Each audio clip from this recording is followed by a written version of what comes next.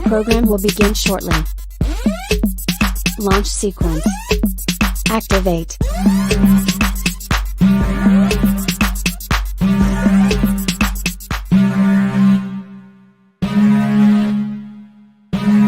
Warning, the following content is not politically correct. Viewer discretion is advised.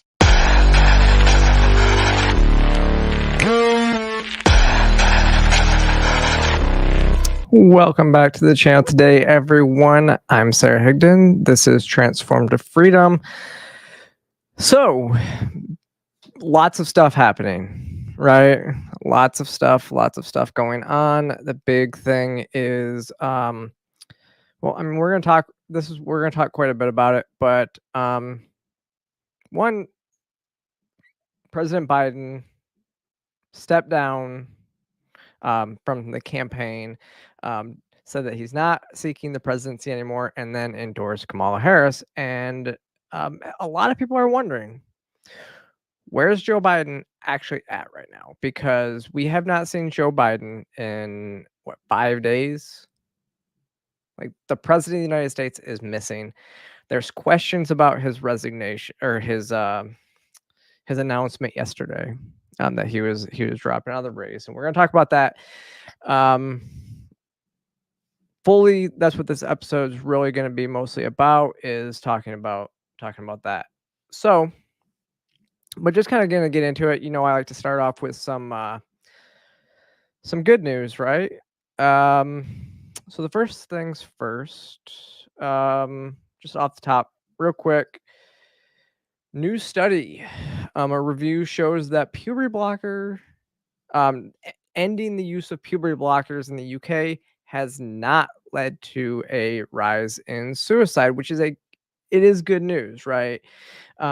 We've been saying that, activists will tell you that by ending the use of puberty blockers and not allowing children to seek puberty blockers or hormone replacement therapy and all other stuff like that, would mean that they would say that it was basically a death sentence if you don't allow them to take these drugs.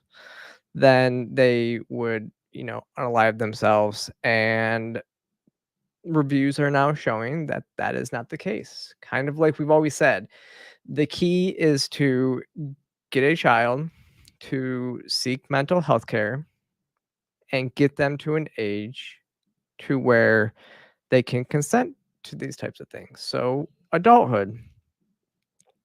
And so yeah, in the UK, an independent review found that there was no large rise in suicides in young patients attending a gender clinic in London.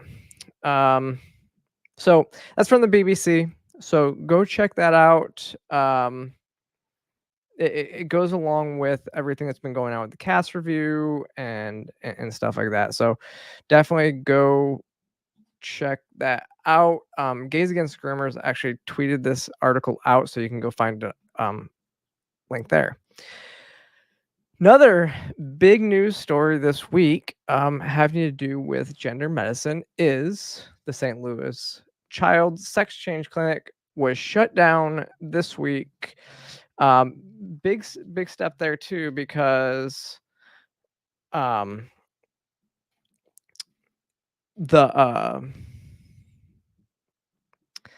is if you remember the story, so whistleblower Jamie Reed came out, was that about a year and a half ago, maybe more.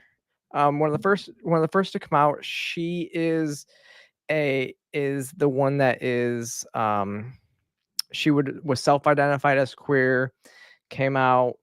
She was working at the Washington University Transgender Center at the St. Louis Children's Hospital. And she was self-identified queer, dating or married to a trans man, and would consider the politics to be left of, I think it was left of Bernie Sanders is what they said. Yet came out and was just telling the stories of everything that was going on in this hospital and how they were just pencil whipping documents, how they were just, if you didn't have a therapist that would sign off on these letters, they would go ahead and have somebody that would sign off on them for you. They would basically eliminate the need for a therapist because they like I said, they were pencil whipping that stuff. So this is it's another one. It follows Vanderbilt, which Vanderbilt, you remember they were talking about how big of a moneymaker it was a couple years ago. Vanderbilt's gender clinic closed last year, I believe it was. Again, timelines might be off. Things have started to run together, and times are yeah. So I don't remember exactly when Vanderbilt closed, but this is another good story. So um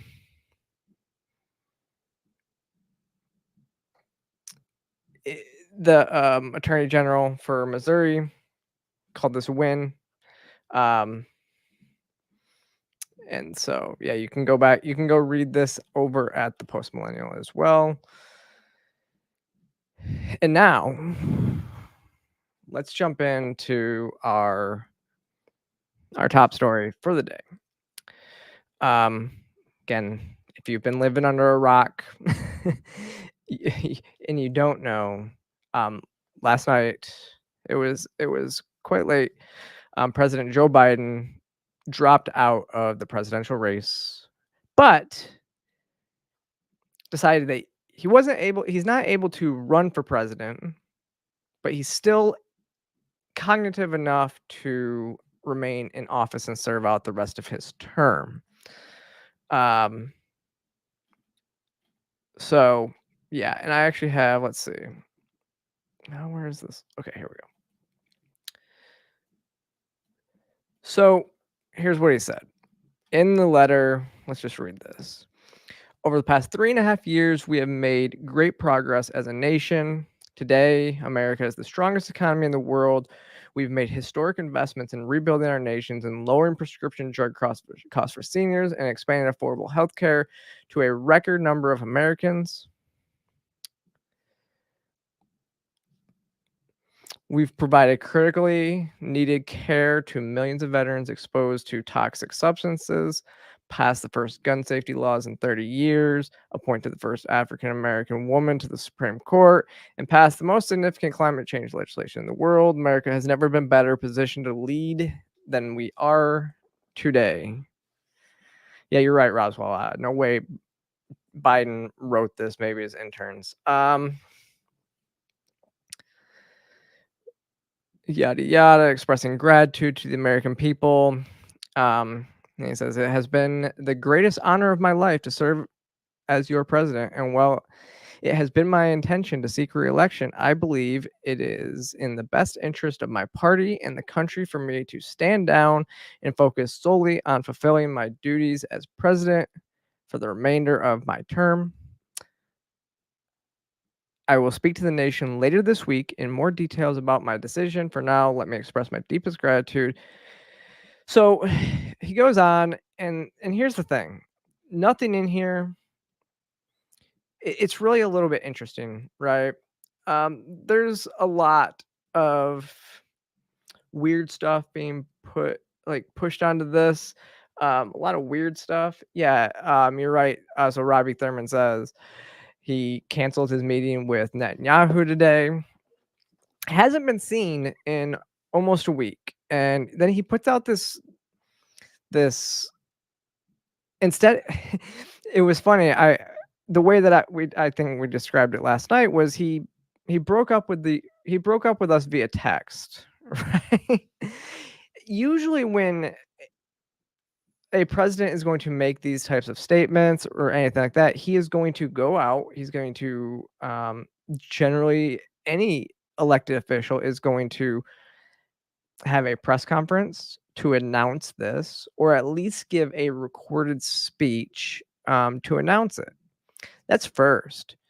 I'm not going to try to read too much into this. I don't want to go. Obviously, I'm on YouTube, so we can't go.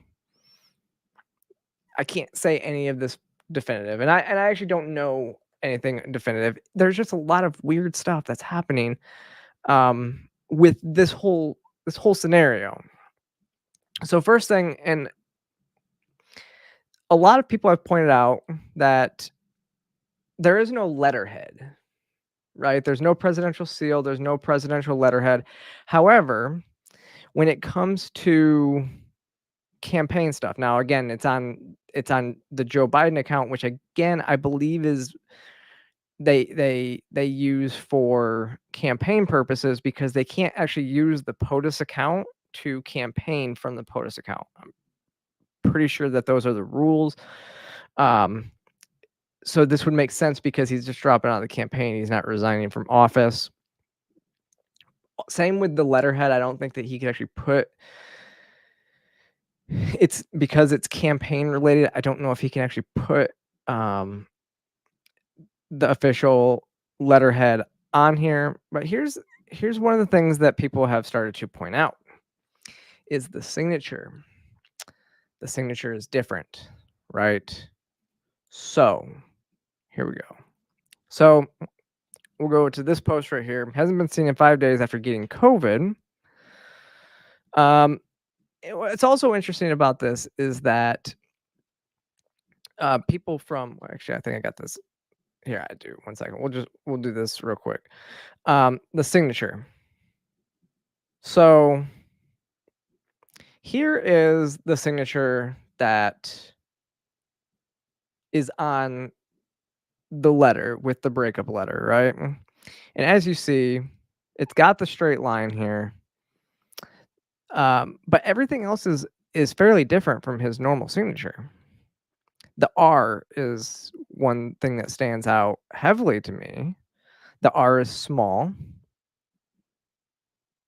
whereas you can see it's very clearly defined in all other all these other signatures. Now, one thing to note, and I know this from being in the military, like I think everybody down to like a brigade commander level has what's called an auto pen. And an auto pen is not simply just a printer or a stamp, right? An auto pen is actually a device.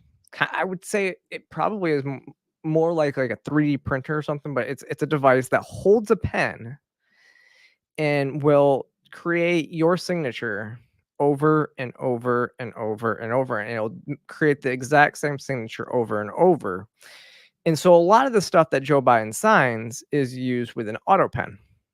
So he doesn't necessarily have to be there, but the way that it works is you get a card and you put that card into the auto pen and then it signs. And so there has to be there's a authorization form for anybody who would be allowed to use the auto pen. And there's usually a process of anybody that would want to use it. And again, it goes all the way down. Like most politicians have these things and everything like that. So the real question is, and again, this was posted on Twitter. The real question though is who one has access to the president's personal account, two that doesn't have access to the auto pen. Because you would think that this would be something that people would pick up on, that his signature is vastly different than what is used to be seen. Now, maybe it's because they use the auto pen on all these other executive orders. I don't know if he signed these executive orders in front of people, because sometimes they do the ceremony, right? So if these are all auto pen signatures, maybe it's just an older signature, and that's why this one is off. So we're gonna play devil's advocate there. There's just something weird about it. The signature is quite off. But I know my signature, it can vary from every time that you do it. It's not an exact science, right? I'm actually kind of sometimes in awe of people that their signatures look almost exactly the same all the time, because mine doesn't. So maybe that's why, but usually it's going to be quite a bit similar, where, like I said, the biggest thing is this R for me. The R is is a huge deal. Robbie says there's rumors that he has breathing problems, and he is, as in he's not. I look, I don't want to get down into that lane. Trust me, it's I you see the rumors flying, and there is something there is a question, like we need to see the president at some point. Like there needs to be a video because and we I think I have it later in a lot of the stuff that we're talking about. But there is, just before I came on air, um, Kamala Harris went to Delaware, and she's at campaign headquarters, right? And Biden called into the rally conference, whatever that they're having, but it sounded like a very, very coherent Joe Biden, probably the most like coherent and thoughtful speech that we've heard from him in a very long time. And if you know how AI masking works, it's so hard because you just can't trust everything you just can't just trust everything that you're hearing online because AI has gotten that good. And so I think until we see the president, there's always going to be rumors, and it's like, why are they hiding the president? Why is all this stuff going? And again, so because next up too is White House physician Kevin O'Connor said the president continues to perform all his duties in a memo to Karine Jean-Pierre, the press secretary. He says President Biden completed his 10th dose of Paxlovid this morning. His symptoms have almost resolved completely. His pulse, blood pressure, respiratory rate, and temperature remain absolutely normal. His oxygen saturation continue to be excellent on room air. His lungs remain clear. Sorry.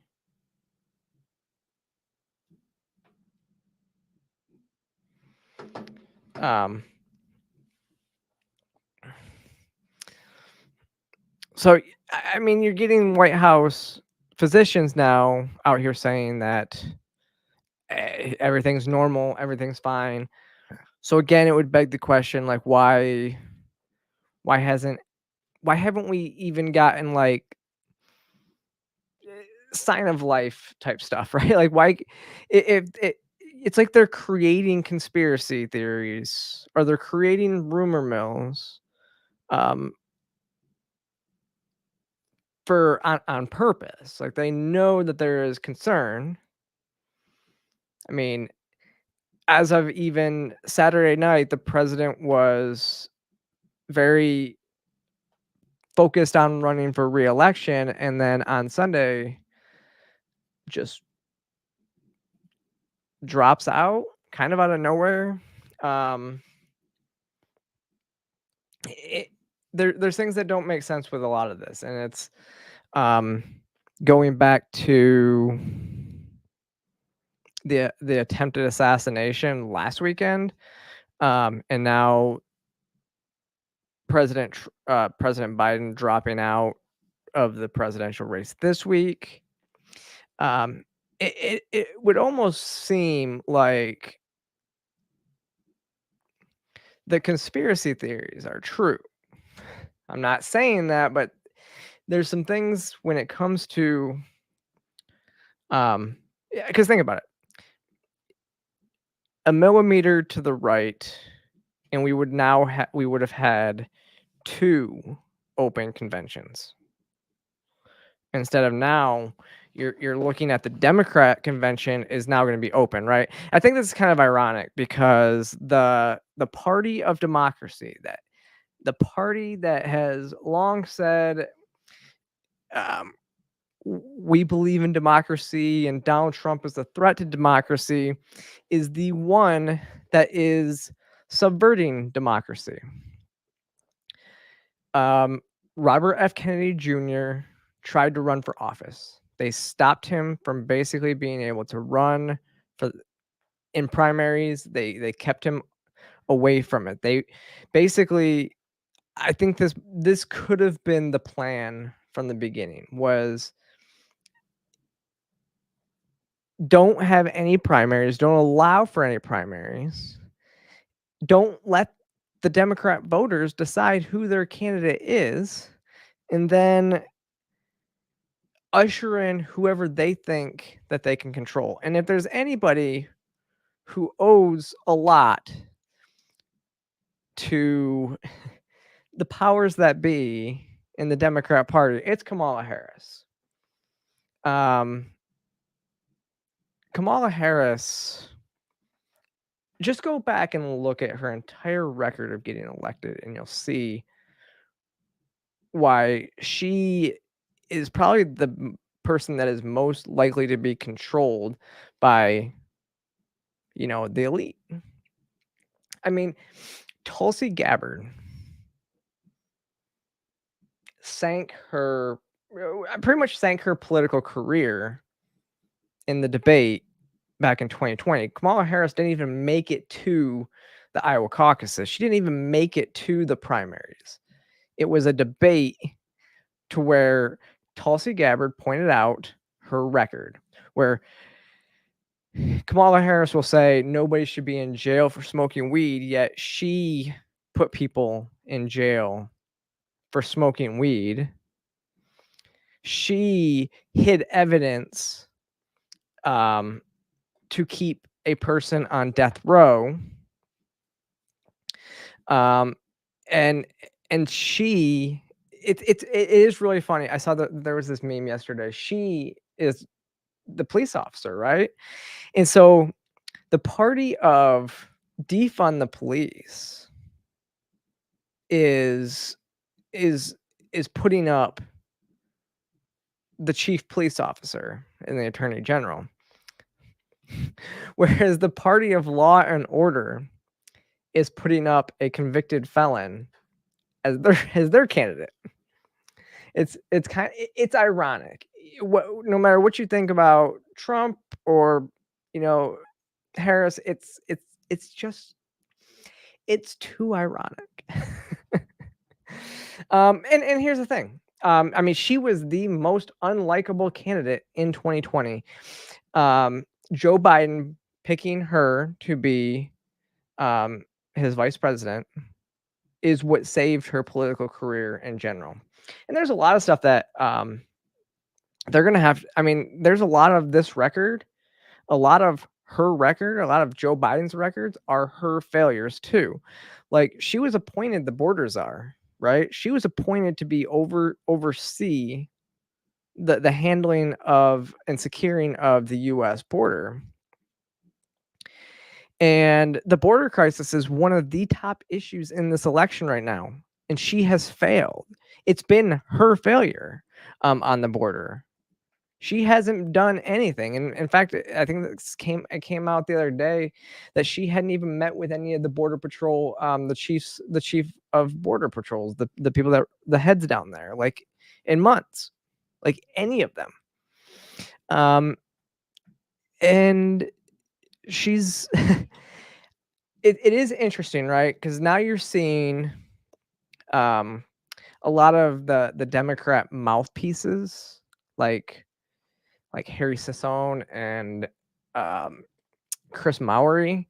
They're like, oh, we're gonna vote for, and this is the only thing that they're concerned about, is that Kamala is a black woman, right? Yet, so they're saying, I can't wait to vote for the first black woman for president. They're not talking about her record or her policies or anything like that at all. It's simply about skin color and sex. And I pointed this out yesterday. Like, if I go out and say, and I say that Kamala Harris is the DEI is a DEI candidate, I get called a racist and sexist. Even though when President Biden was running for office, before he had a running mate, he made it clear that the only people that he would even look at for his vice president were Black females. When he was choosing Supreme Court justices, he said, I will only choose a Black female. So guaranteeing this. I don't know what's more DEI focused than that. You have the most unlikable candidate that couldn't even get to the primary in 2020 as your vice president. And now, without receiving a single primary vote, is now your presidential candidate for 2024. I'm just saying. It can't be racist or sexist if it's true. Now,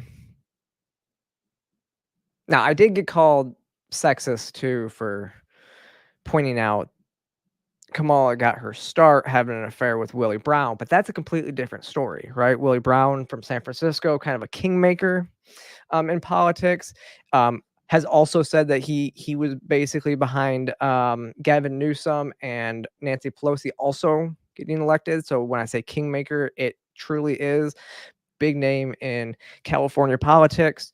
And yes, she had an affair. He never divorced his wife, and him and Kamala Harris were 21 years apart, something like that. But they were a well known to be in a relationship together.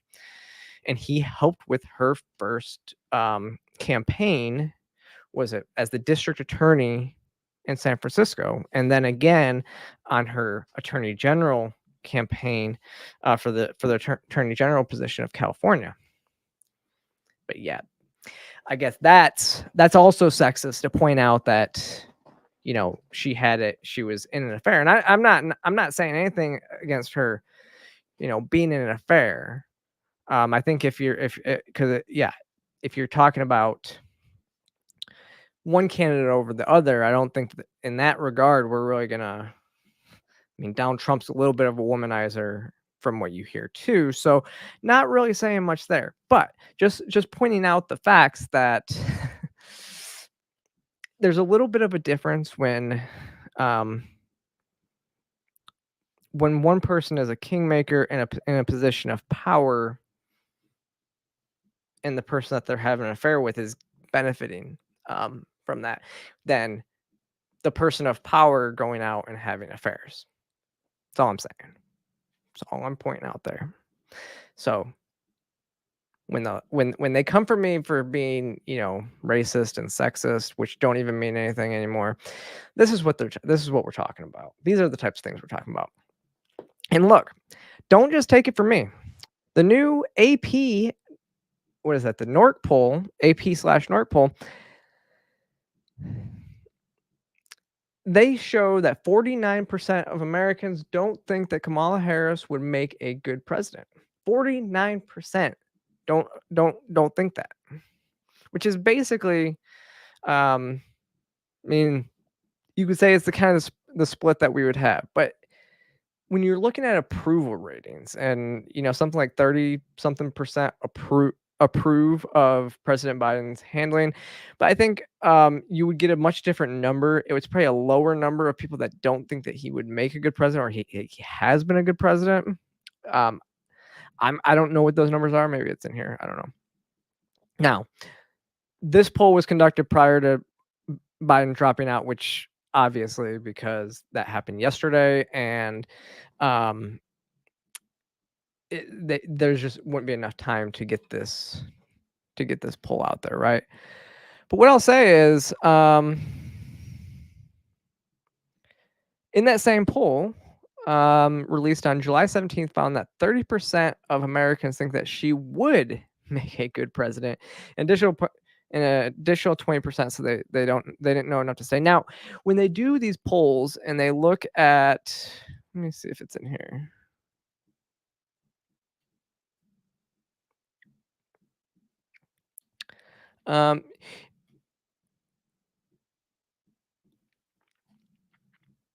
Okay, So it doesn't. They don't have it in here. When they do these polls, they generally look to see, how Trump would be lining up to.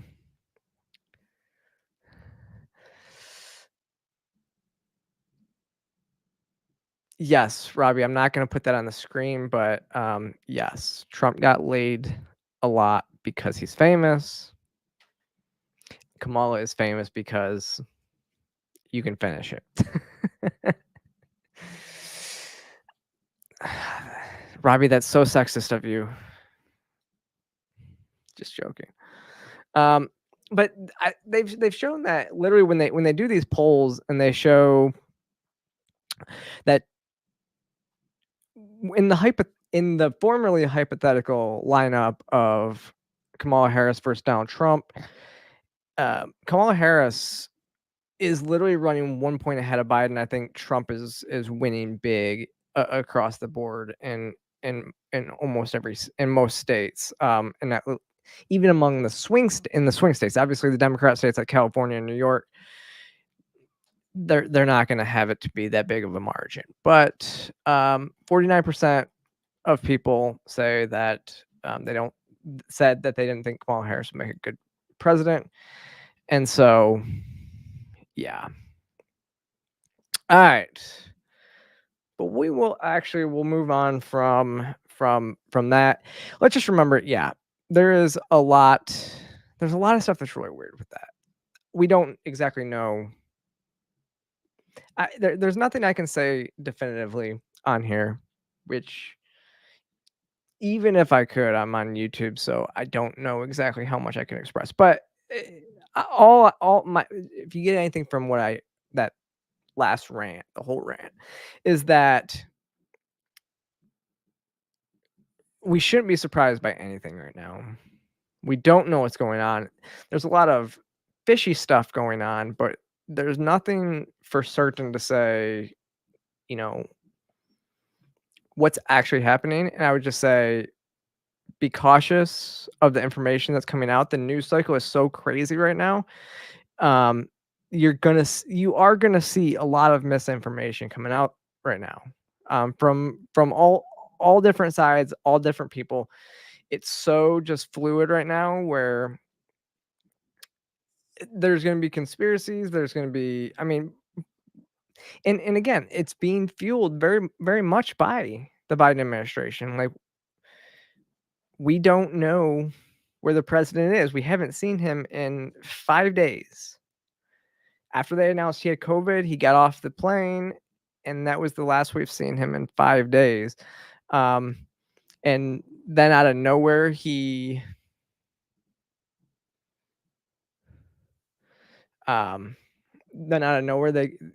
he just says he's not running, but he's going to run to the end of his term. I think a lot of people are right when they say that if you're not running for office, then how can you continue to stay president? We'll see. There's, like I said, I've seen some stuff happen in Vegas with him. I have people who have told me that a lot of those reports are off. So just at this point, with some of this stuff, you just remember that wait for more information to come out. Will Nadler Nolder, says, I'm almost convinced they're going with Michelle. There's no way the masses will buy what Kamala's selling. Again, never say never. My idea is Michelle Obama said she didn't want to run for office again. As we've seen, what they say, none of it matters. I think there's a few reasons why they would stick with Kamala at this time around. And the reason, one, I think that there is something, because she's on the ticket right now, Biden can go ahead and transfer all the funds over to her from the campaign because she's on the ticket. He's just dropping off the ticket. So I think that there's a thing where I think that there's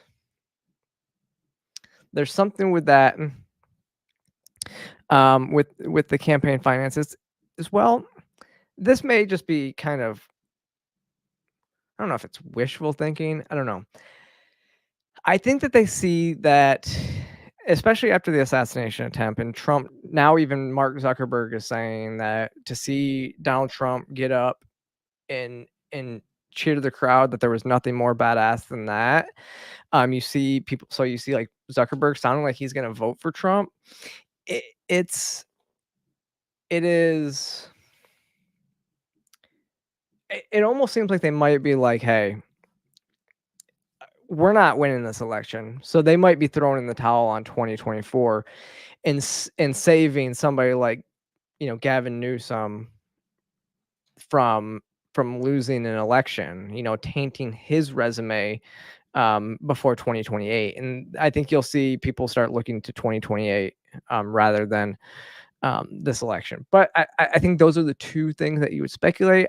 It wouldn't surprise me if that's what's going on behind the scenes. They're going, hey, we can't win this. throw let's throw Kamala a bone. It's the only one that really makes sense. I mean, if Joe Biden didn't put his weight behind Kamala Harris, then it would kind of be like, well, why'd you pick her to be your VP if you didn't think that she was good enough to be president 4 years ago? Like, those are the types of questions that would be asked if he hadn't done this. So really, this is not a surprise to me at all. Like, the endorsement, but it was really weird that he threw out this resignation, and then it was like 2 hours later before he then posted again to endorse her. So I mean, there's a lot of people are throwing stuff out there. We'll see. I think, but I do think they will stick behind her. And apparently, she's got. I mean, from sources and people on online are saying that she's already, talked to 50% of the delegates into voting for her at the convention, which that's what needs to happen. She needs to get the support of the delegates, which were never selected by the people. So it's really a crazy situation, right? But yeah, so let's move forward into so the RNC was last week. If you didn't watch any of this, I didn't watch a ton of it, honestly. There was some. It was a lot. There were some good parts. Actually, when Trump's granddaughter was talking about when she spoke, that was I thought it was a great speech. It was perfectly what they needed to do at the convention to. I mean, it really humanized him. It her speech was really good. And then Trump's speech, I didn't watch the whole thing, but I will say that when he describes, I mean, I got a little emotional when he describes the assassination attempt. So I'll be fair. I don't know how he did it. I don't know how he could go and describe this on stage in front of millions of people, all the people in the audience and all those watching around the world, like how he could go in there and do this. Like, people would say, oh, it's just, he's just describing what happened. But as somebody who has had a, near death experience while I was in the military, I can say that it took me over 6 months from returning from Afghanistan before I even started to tell war stories and to my closest family.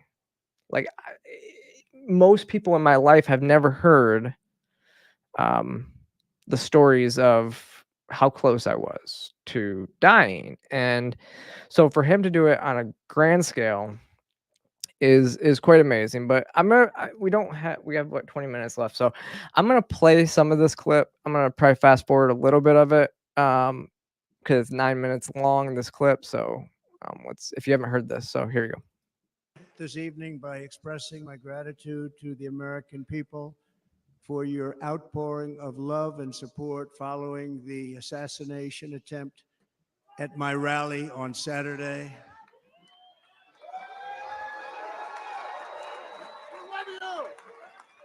As you already know, the assassin's bullet came within a quarter of an inch of taking my life. So many people have asked me, what happened? Tell us what happened, please. And therefore, I will tell you exactly what happened. And you'll never hear it from me a second time because it's actually too painful to tell. It was a warm, beautiful day in Butler Township, and the campaign was doing really well. I went to the stage and the crowd was cheering wildly. Everybody was happy. I began speaking very strongly, powerfully, and happily because I was discussing the great job my administration did on immigration at the southern border. We were very proud of it.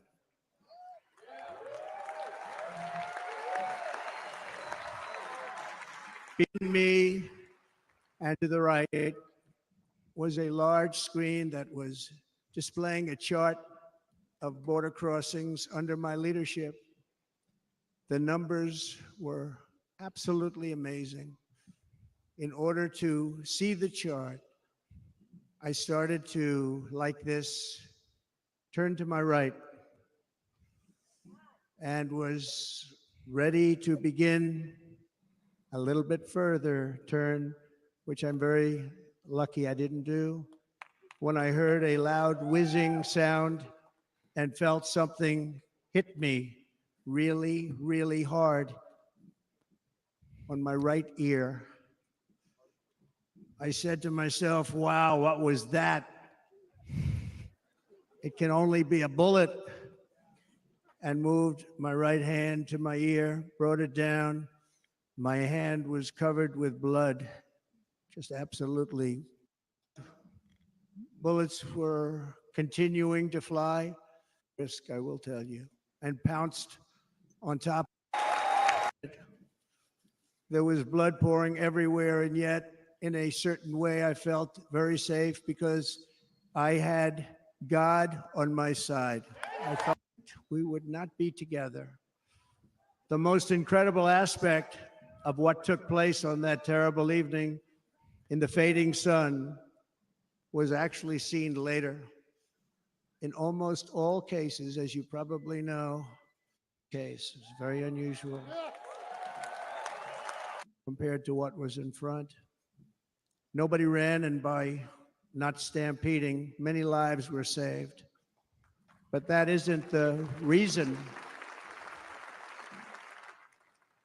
that they didn't move. The reason is that they knew I was in very serious trouble. They saw it. They saw me go down. They saw the blood and thought, actually, most did, that I was dead. They knew it was a shot to the head. They saw the blood.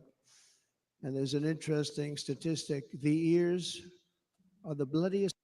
This beautiful crowd, they didn't want to leave me. They knew I was in trouble. They didn't want to leave me. And you can see that love written all over their faces. Incredible people. They're incredible people. Bullets were flying over us, yet, and then it all stopped. Our Secret Service sniper, from a much greater distance and with only one bullet used, took the assassin's life, took him out.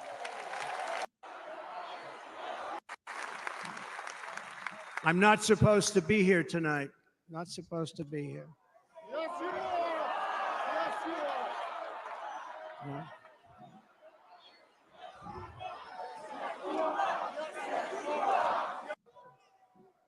But I'm not.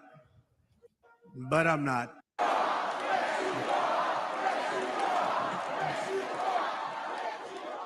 Thank you. But I'm not. And I'll tell you, I stand before you in this arena only by the grace of Almighty God. All right. Again, so great speech, and he gives a lot of credit to the. I mean, there was a 10-minute speech, so we'll go for it. But he gives a lot of credit to the Secret Service and the actions that they had that day. Unfortunately, it wasn't the Secret Service agents that were necessarily on ground. I think there was a lot of negligence that happened. There's a lot more that's coming out, like they were supposed to have, local law enforcement apparently was supposed to have somebody positioned on that roof. They left the roof because it was too hot because of weather. So they went inside, but yet they couldn't. They apparently in one of the areas where they would be stationed inside, you could see the entire roof. There was also a water tower, which you would think that you would have somebody that would have overwatch would be up on that water tower providing security. And so actually today was not a good day for Secret Service, the Secret Service head. So the head of the Secret Service was in front of a congressional committee today speaking about this, and she really didn't have any answers when you watch her answers. She was ducking and diving everything, and there was a lot of plausible deniability. And one of the things is that came up before this hearing is that a FOIA request by the AFL was denied by the Secret Service, saying that it's not urgent. So it's not urgent that we actually find out what happened to this. We have no official story. The Secret Service can't even tell us what story it is. And she is putting a lot of it off onto the FBI, which they're the ones that are doing the investigation. So, I wouldn't think that we're going to get a ton of information from the FBI anyways, because they're the same people that investigated, the Vegas shooting and other shootings that we have no idea. We still don't know motives or anything like that. So I don't really trust the FBI to do a full and thorough, but they have the Secret Service told the AFL that had not demonstrated there is a particular urgency and to inform the public about the movement activity involved in the request beyond the public's right to know about government activity generally. So it's not urgent.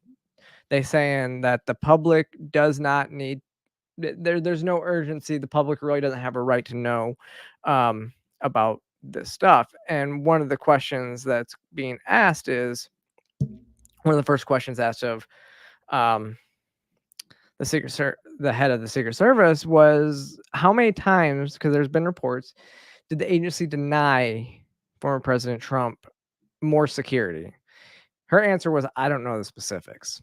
You're the head of the Secret Service. You show up to Congress to testify. You don't know the specifics on something like this? Come on now.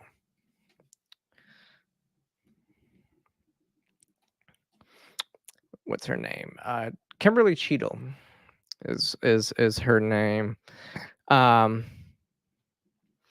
And Jim Jordan repeatedly asked how many times the U.S. Secret Service had denied requests from the Trump campaign.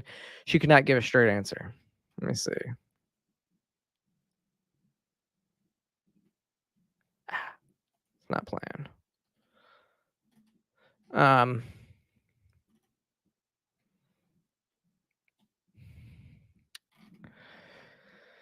That's one. But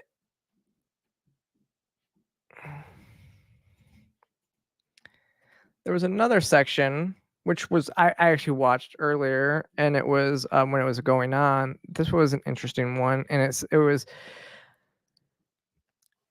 she basically told the hearing that the security plan was sufficient enough to protect against Iranian assassins, because there have been reports that Iranian assassins would be planning to come after people like Trump and Bolton and other people that were in the administration, because they're thinking that Trump's going to win this election. So it was sufficient enough to protect against Iranian assassins, but it didn't protect the 20-year-old lone wolf gunman, right? Make that one make sense. She said, yes, I do believe it was sufficient to, let me see if I can pull this one up. I think I have that one actually.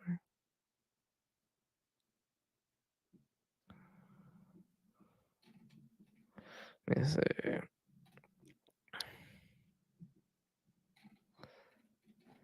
Maybe that is the one.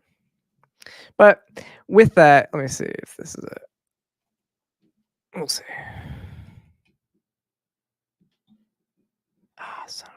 Okay, 1 second.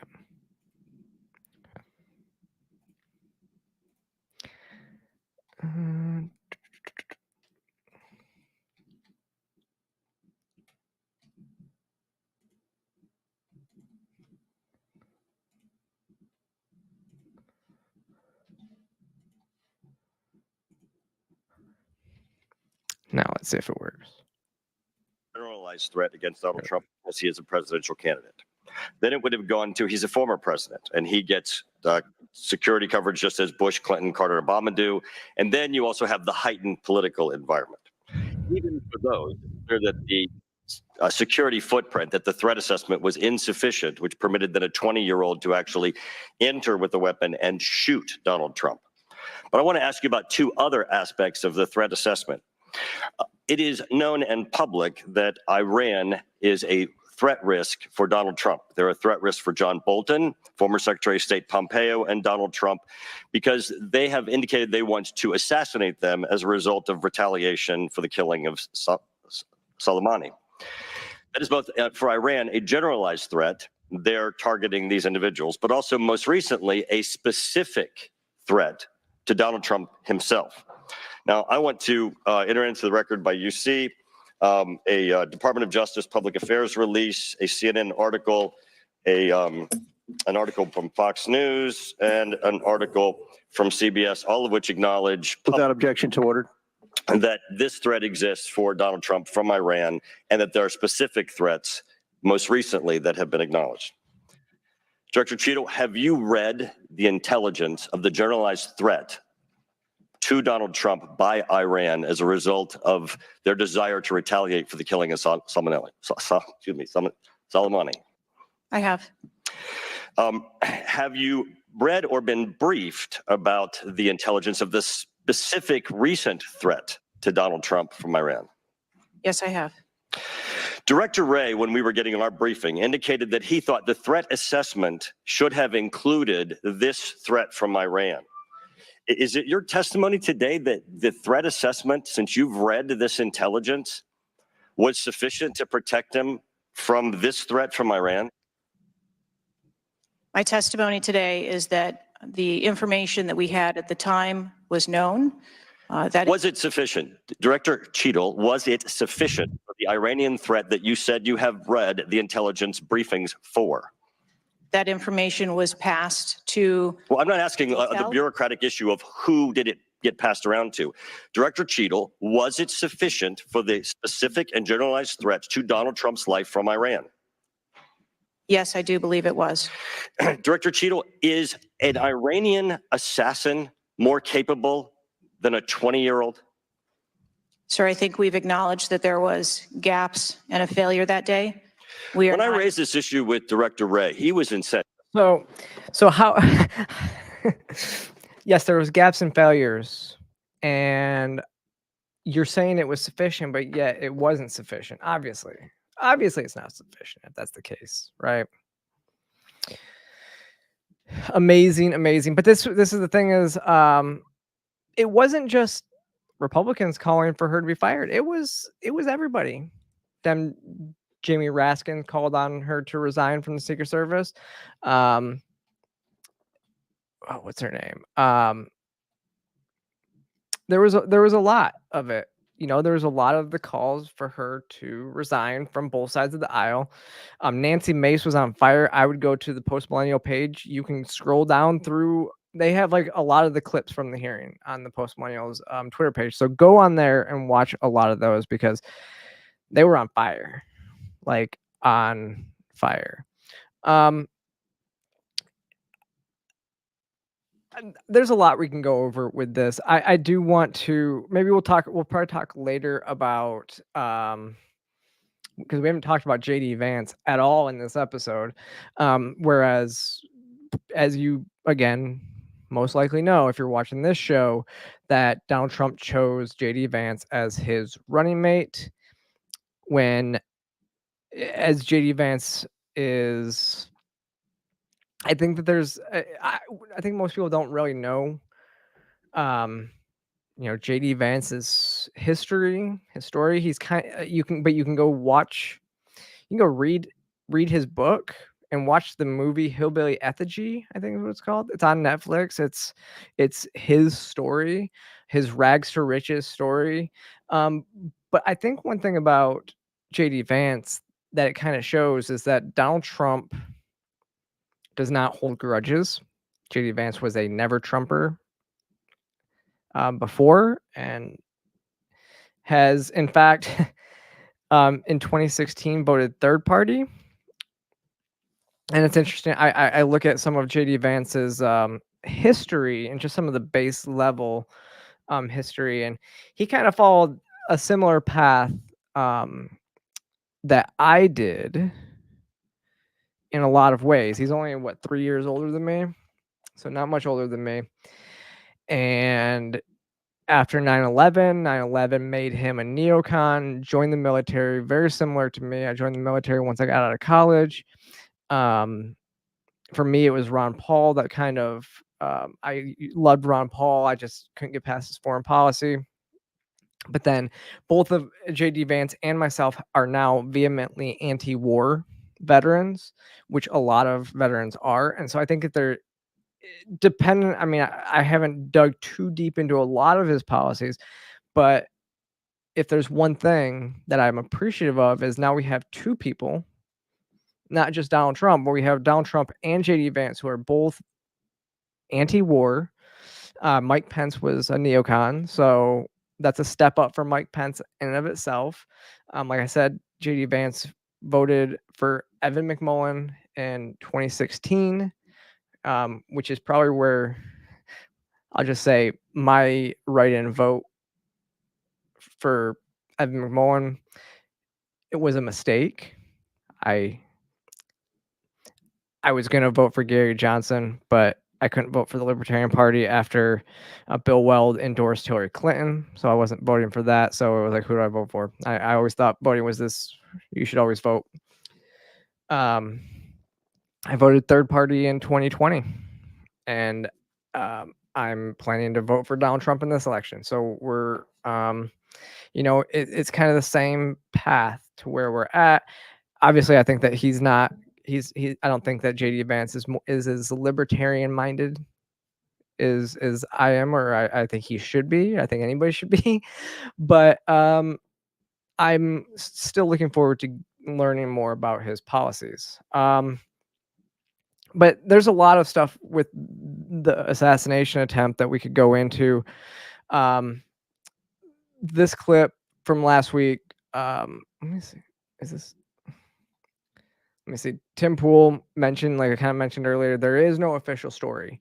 Usually what happens when stuff like this happen, when an event like this happens, when a tragedy happens, we get an official story almost immediately.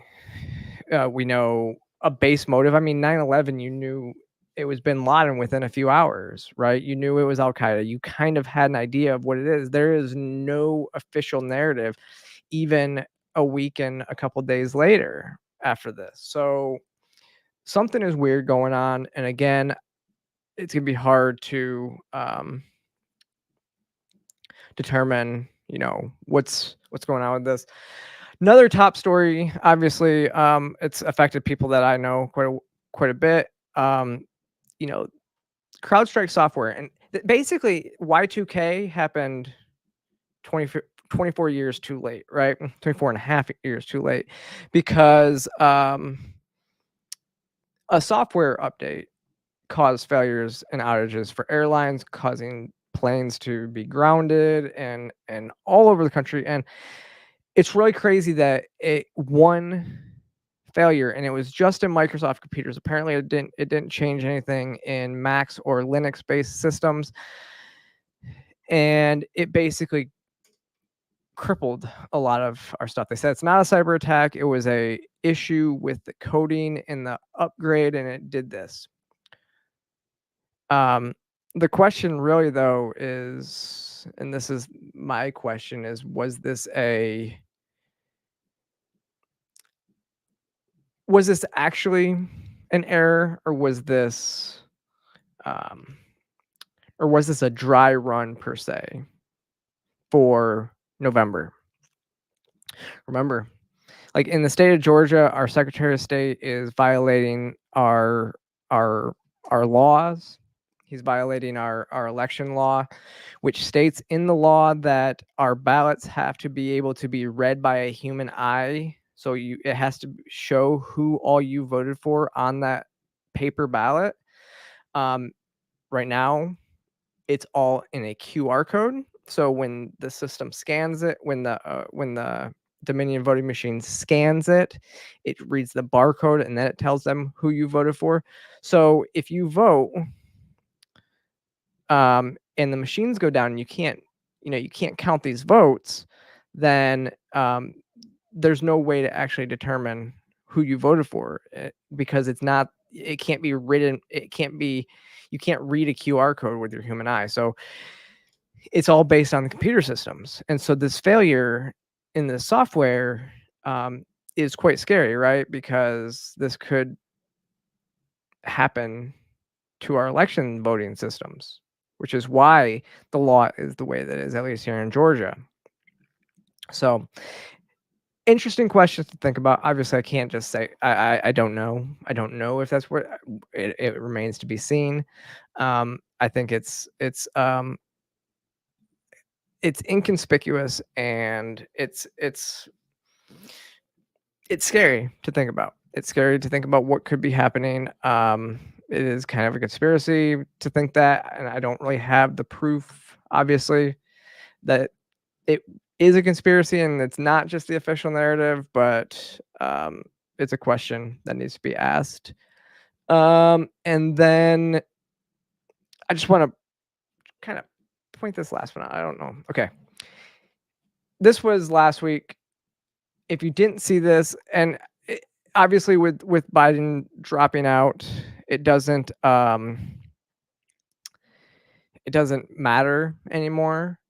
But the reason why I want to show this clip of Joy Reid and Jen Psaki talking about basically saying that if Biden has COVID and gets up and comes back and is rallying and everything like that, that it is exactly the same, and it should be lauded exactly the same as Trump surviving a bullet.